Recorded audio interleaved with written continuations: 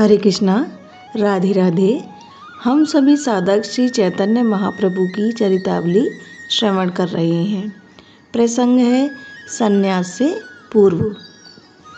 हिरण्यकश्यपु के यह पूछने पर कि बेटा, तुम्हारे मत में सबसे श्रेष्ठ कार्य कौन सा है? प्रहलाद जी कहते हैं, हे असुरों के अधीश्वर पूज्य पिताजी, मैं तो इसे ही सबसे अधिक श्रेष्ठ समझता हूँ कि अहमता और ममता अर्थात मैं ऐसा हूँ, वह चीज़ें मेरी हैं, इस मिथ्याभिमान के कारण जिनकी बुद्धि सदा उद्विग्न रहती है और जिस घर में रहकर सदा प्राणी मोह में ही फंसा रहता है, उस अंधकूप के समान ग्रह को त्याग कर एकांत में जाकर श्री हरि के चरणों का चिंतन किया जाए। मेरे मत में तो इससे श्रेष्ठ और कुछ भी नहीं है। महाप्रभु का मन अब महान त्याग के लिए तड़पने लगा। उनके हृदय में वैराग्य की हिलोरें सी मारने लगीं। यद्यपि महाप्रभु को घर में भी कोई बंधन नहीं था, यहाँ रहकर वे लाखों नर नारियों का कल्याण कर रहे थे, किंतु इतने से ही वे संतुष्ट होने वाले नहीं थे। उन्हें तो भगवान नाम को विश्वव्यापी बनाना था। फिर ये अपने को नवदीप का ही बनाकर और किसी एक पत्नी का पति बनाकर कैसे रख सकते थे? वे तो संपूर्ण विश्व की विभूति थे। भगवान मात्र के वे पूजनीय तथा वंदनीय थे। ऐसी दशा में उनका नवद्वीप में ही रहना असंभव था। संसारी सुख, धन संपत्ति और कीर्ति ये पूर्व जन्म के भाग्य से ही मिलते हैं। जिसके भाग्य में धन अथवा कीर्ति नहीं होती, वह चाहे कितना भी परिश्रम क्यों न करे, कितने भी अच्छे अच्छे भावों का प्रचार उसके द्वारा क्यों न हो, उसे धन या कीर्ति नहीं मिल सकती। राजा युद्ध में शायद ही कभी लड़ने जाता है, नहीं तो घर में ही बैठा रहता है। सेना में बड़े बड़े वीर योद्धा साहस और शूरवीरता के साथ युद्ध करते हैं। प्राणों की बाजी लगाकर लाखों एक से एक बढ़कर पराक्रम दिखाते हुए शत्रु के दांतों को खट्टा करते हैं, किंतु उनकी शूरवीरता का किसी को पता ही नहीं लगता। विजय का सुयश घर में बैठे हुए राजा को ही प्राप्त होता है। एक चर्मकार का परिवार दिन भर काम करता है। उसके छोटे से बच्चे से लेकर बड़े बूढ़े स्त्री पुरुष दिन रात्रि काम में जुटे रहते हैं, फिर भी उन्हें खाने को पूरा नहीं पड़ता। इसके विपरीत दूसरा महाजन पलंग से नीचे भी नहीं उतरता, तो बहुत से सेवक उसके आगे आगे बिछौना बिछाते हुए चलते हैं। उसके मुनीम दिन रात्रि परिश्रम करते हैं, उन्हीं के द्वारा उसे हजारों रुपए रोज आमदनी है, किंतु उस मुनीमों को महीनों में गिने हुए 15-20 रुपए ही मिलते हैं। उस सब आमदनी का स्वामी वह कुछ न करने वाला महाजन ही समझा जाता है। इसलिए किसी के धन अथवा बढ़ती हुई कीर्ति को देखकर कभी भी इस प्रकार का द्वेष नहीं करना चाहिए कि हम इससे बढ़कर काम करते हैं, तब भी हमारा इतना नाम क्यों नहीं होता। यह तो अपने अपने भाग्य की बात है। तुम्हारे भाग्य में उतनी कीर्ति है ही नहीं, फिर तुम कितने भी बड़े काम क्यों ना करो, कीर्ति उसी की अधिक होगी जो तुम्हारी दृष्टि में तुमसे कम काम करता है। तुम उसके भाग्य की रेखा को तो नहीं मेट सकते। श्री रामानुजाचार्य से भी पूर्व बहुत से श्री संप्रदाय के त्यागी और विरक्त सन्यासी हुए, किंतु श्री संप्रदाय के प्रधान आचार्य का पद रामानुज भगवान के ही भाग्य में था। इसी प्रकार चाहे कोई कितना भी बड़ा महापुरुष हो या महात्मा क्यों न हो, उन सबके भोग प्रारब्ध के ही अनुसार होंगे। प्रारब्ध का संबंध शरीर से है। जिसने शरीर धारण किया है, उसे प्रारब्ध के भोग भोगने ही पड़ेंगे। यह दूसरी बात है कि महापुरुषों की उन भोगों में तनिक भी आसक्ति नहीं होती। वे शरीर को और प्रारब्ध को देह का वस्त्र और मैल समझकर उसी के अनुसार व्यवहार करते हैं। असली बात तो यह है कि उनका अपना प्रारब्ध तो कुछ होता ही नहीं। वे जगत के कल्याण के निमित्त ही प्रारब्ध का बहाना बनाकर लीलाएं करते हैं। कीर्ति भी संसार के सुखों में एक बड़ा भारी सुख है। लोक में जितनी अधिक कीर्ति होने लगती है, उसी से कीर्ति लोलुप संसार लोग डाह करने लगते हैं। इसका एकमात्र उपाय है अपनी ओर से कीर्ति लाभ का तनिक भी प्रयत्न न करना। हमारी कीर्ति हो, ये भाव भी जहाँ तक हो हृदय में आने ही ना चाहिए और आई हुई कीर्ति का त्याग भी करते रहना चाहिए। त्याग से कीर्ति और निर्मल हो जाती है और डाह करने वाले भी त्याग के प्रभाव से उसके चरणों में झुक जाते हैं। यह तो संसारी भोगों के विषय में बात रही। त्याग का इतना ही फल नहीं कि उसकी कीर्ति निर्मल बने और विद्वेषी भी उसका लोहा मानने लगे, किंतु त्याग का सर्वोत्तम फल तो भगवत प्राप्ति ही है। त्याग के बिना भगवत प्राप्ति हो ही नहीं सकती। भगवत प्राप्ति का साधन कारण है सर्वस्व का त्याग कर देना। जो लोग यह कहते हैं कि संन्यास धर्म तो भक्ति मार्ग का विरोधी है, वे अज्ञानी हैं। उन्हें भक्ति मार्ग का पता ही नहीं। हम दृढ़ता के साथ कहते हैं, बिना सन्यासी बने कोई भी मनुष्य भक्ति मार्ग का अनुसरण कर ही नहीं सकता। हम शास्त्रों की दुहाई देकर यहाँ तक कहने के लिए तैयार हैं कि कोई बिना सन्यासी हुए ज्ञान लाभ भले ही कर ले, किंतु सर्वस्व त्याग किए बिना भक्ति तो प्राप्त हो ही नहीं सकती। मन से त्याग करने का बहाना बनाकर जो विषयों के सेवन में लगे रहने पर भी अपने को पूर्ण भगवत भक्त कहने का दावा करते हैं, उनसे हमें कुछ कहना नहीं है। हम तो उन लोगों से निवेदन करना चाहते हैं जो यथार्थ में भक्ति पथ का अनुसरण करने के इच्छुक हैं। उनसे हम दृढ़ता के साथ कहते हैं, अपने पूर्व जन्म के प्रारब्धानुसार आप सर्वस्व त्याग कर सन्यासी न हो सके, यह आपकी कमजोरी है। जैसे भी दशा रहे, भक्ति तक पहुंचने के लिए प्रयत्न तो प्रत्येक दशा में कर सकते हैं, किंतु पूर्ण भक्त बनने के लिए मन से नहीं, स्वरूप से भी त्याग करना ही होगा। सर्व कर्म फल त्याग के साथ सर्व सांसारिक भोगों का त्याग भी अनिवार्य ही है, किंतु इसके विपरीत कुछ ऐसे भी भगवत भक्त देखे गए हैं जो प्रवृत्ति मार्ग में रहते हुए भी पूर्ण भक्त हुए हैं। उन्हें अपवाद भी समझना चाहिए। सिद्धांत तो यही है कि भगवत भक्ति के लिए रूप सनातन और रघुनाथ दास की तरह अकिंचन बनकर घर घर के टुकड़ों पर ही निर्वाह करके अहम निशम कृष्ण कीर्तन करते रहना चाहिए। इसलिए लोकमान्य तिलक ने भक्ति मार्ग और ज्ञान मार्ग दोनों को ही त्याग मार्ग बताकर एक नए ही कर्मयोग मार्ग की कल्पना की है।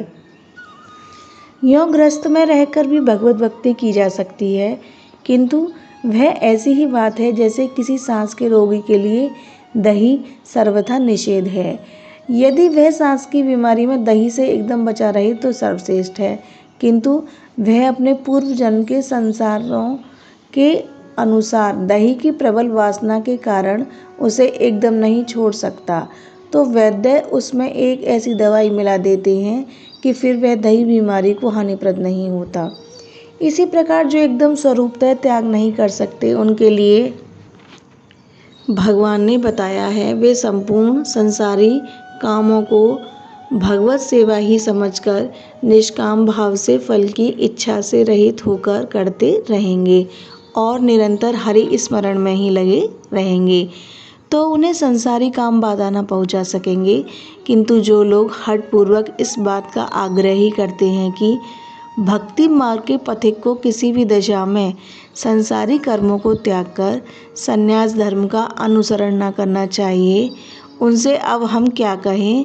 वे थोड़ी ऊंची दृष्टि करके देखें तो पता चलेगा कि सभी भक्ति मार्ग के प्रधान पुरुष घर बार त्यागी सन्यासी ही हुए हैं। भक्ति के अथवा सभी मार्गों के प्रवर्तक भगवान ब्रह्मा जी हैं।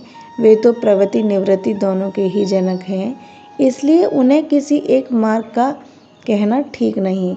उनके पुत्र अथवा शिष्य भगवान नारद ही भक्ति मार्ग के प्रधान आचार्य समझे जाते हैं। वे घर बार त्यागी आजन्म ब्रह्मचारी सन्यासी ही थे। उन्होंने एक दो को तो ही घर बार विहीन नहीं बनाया, किंतु लाखों को उनकी पूर्व प्रकृति के अनुसार संसार त्यागी विरागी बना दिया। महाराज दक्ष प्रजापति के 11-12 हजार शवलाश्व और हरिताश्व नामक पुत्रों को सदा के लिए सन्यासी बना दिया। भक्ति मार्ग की एक प्रधान शाखा के प्रवर्तक सनक, सनंदन, सनत कुमार और सनातन, ये चारों के चारों सन्यासी हो गए थे। भगवान के ब्राह्मण शरीरों में परशुराम, वामन, नारद, सनत कुमार, कपिल, नर नारायण जितने भी अवतार हुए हैं सभी गृह त्यागी सन्यासी ही थे। और तो क्या, भक्ति मार्ग के चारों संप्रदायों के माधवाचार्य, निम्बिकाचार्य, रामानुजाचार्य और वल्लभाचार्य ये सब के सब सन्यासी ही थे। यद्यपि भगवान वल्लभाचार्य की पूजा पद्धति में सन्यास धर्म की उतनी आवश्यकता नहीं, यथार्थ में उन्होंने प्रगति मार्ग वाले धनवान पुरुषों के ही निमित्त इस प्रकार की पूजा अर्चा की पद्धति की परिपाटी चलाई और स्वयं भी गृहस्थी रहते हुए सदा वात्सल्य भाव से बाल कृष्ण की सेवा पूजा करके ही भक्तों के सामने आदर्श उपस्थित करते रहे। किंतु फिर भी उन्होंने अंत में श्री वाराणसी धाम में जाकर भागवत धर्म के अनुसार सर्वस्व त्याग कर संन्यास धर्म को ग्रहण किया। जिस संन्यास धर्म की इतनी महिमा है उसकी निंदा संसारी विषयों में आबद्ध जीवों के अतिरिक्त कोई कर ही नहीं सकता।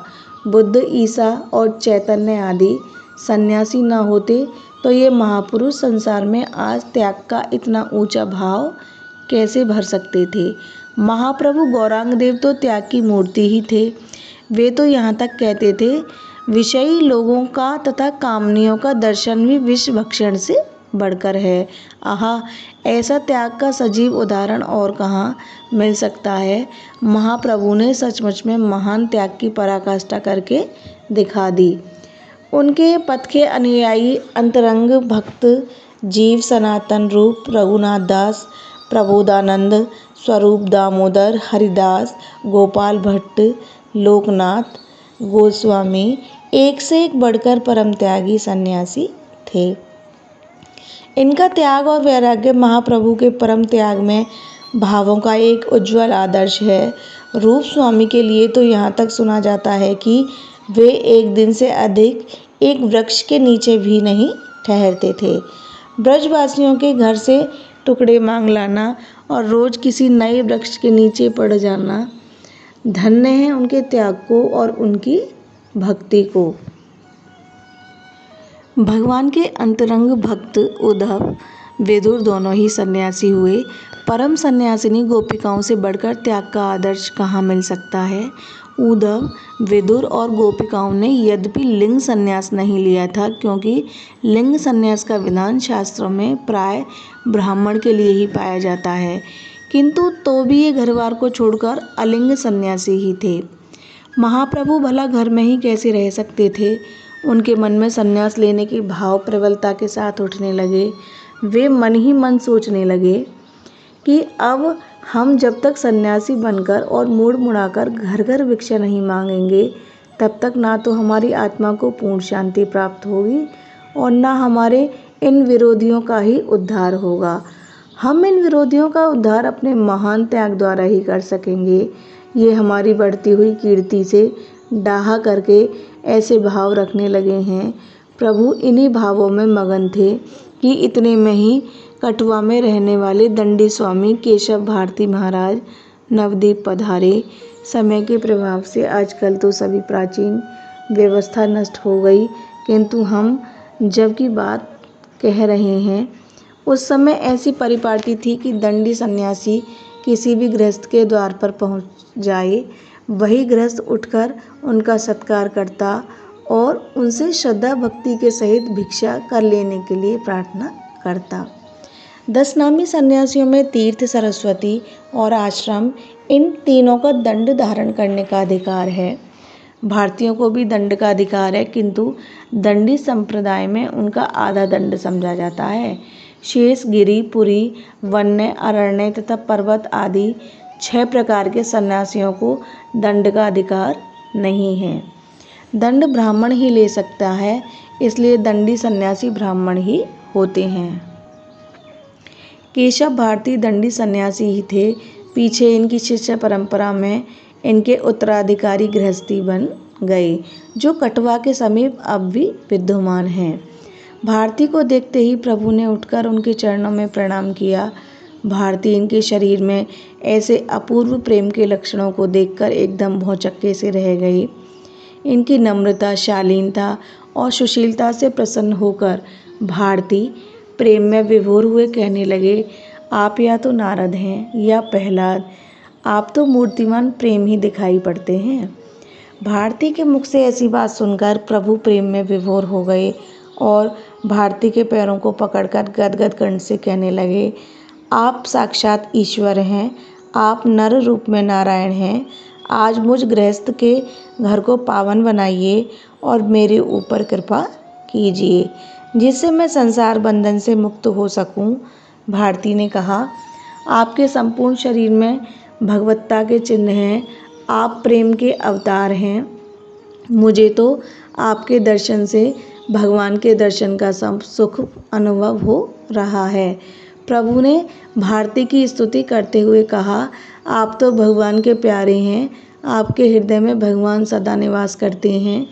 आपके नेत्रों में श्री कृष्ण की छाया सदा छाई रहती है, इसलिए चराचर विश्व में आप भगवान के ही दर्शन करते हैं। इस प्रकार इन दोनों महापुरुषों में बहुत देर तक प्रेम की बातें होती रहीं। एक दूसरे के गुणों पर आसक्त होकर एक दूसरे की स्तुति कर रहे थे। अनंतर शची माता ने भोजन तैयार किया। प्रभु ने श्रद्धापूर्वक भारती जी को भिक्षा कराई। दूसरे दिन भारती जी गंगा किनारे अपने आश्रम को ही फिर लौट गए, मानो वे प्रभु को सन्यास का स्मरण दिलाने के लिए आए हों। भारती जी के चले जाने पर प्रभु का मन अब और भी अधिकाधिक अधीर होने लगा। अब वे महात्याग की तैयारियां करने लगे। पूर्ण सुख जिनका नाम है, जिससे आगे दूसरा सुख हो ही नहीं सकता, वह तो त्याग से ही मिलता है। धर्म, ताप, ज्ञान और त्याग यही भक्ति के परम साधन हैं।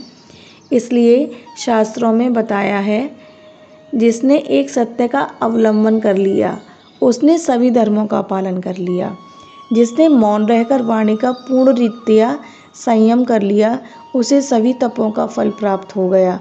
जो सदा सत असत का विचार करता रहता है, उसके लिए इससे बढ़कर और ज्ञान हो ही क्या सकता है। और जिसने सर्वस्व त्याग कर दिया, उसने सबसे श्रेष्ठ परम सुख को प्राप्त कर लिया। अब पाठक आगे कलेजे को खूब कसकर पकड़ लीजिए, दिल को थामकर उन महान त्यागी महाप्रभु के महात्याग की तैयारी की बात सुनिए।